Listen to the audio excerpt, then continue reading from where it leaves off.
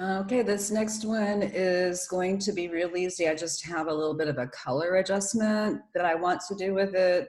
But the form that I need to select is like a really easy object. So this should be pretty easy to do. So let me get into screen share. And here we go. All righty. So this one I thought was a great composition, and I think the colors are really, really good.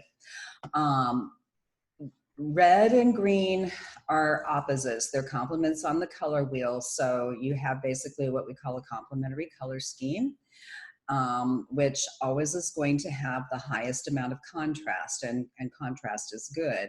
And so I really like that, the emphasis is on the red and the green. I felt like the red in this picture was a little too cool.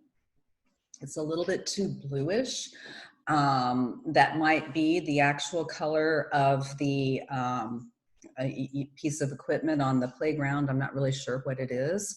But the photograph would be better if the red was a little warmer. What happens in photography, painting, any kind of two-dimensional art, there is a principle that the warmer a color is, the more it pushes forward and comes towards you. And the cooler a color is, the more it recedes and pushes back away from you.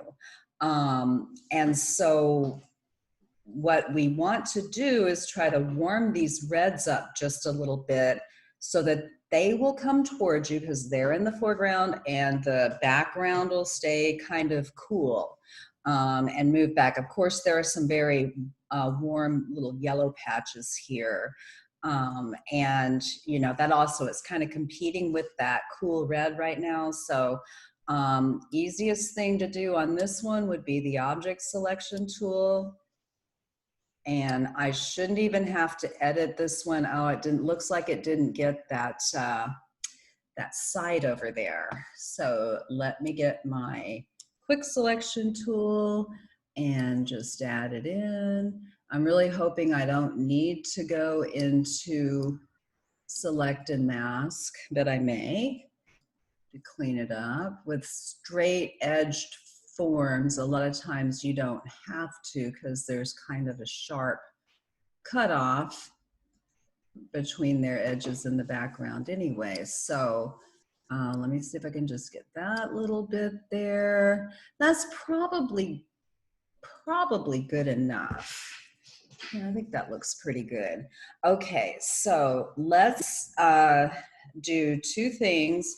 I do want to bump up the adjustment, bump up the exposure just a bit, because again, we've kind of got a situation where an object in the foreground is in shadow and there's more light in the background. And it won't take much, but let's just take that exposure slider up a hair. Okay, I don't want to do it too much because it starts looking funky, but even just putting that exposure on that kind of separated it from the background a little bit.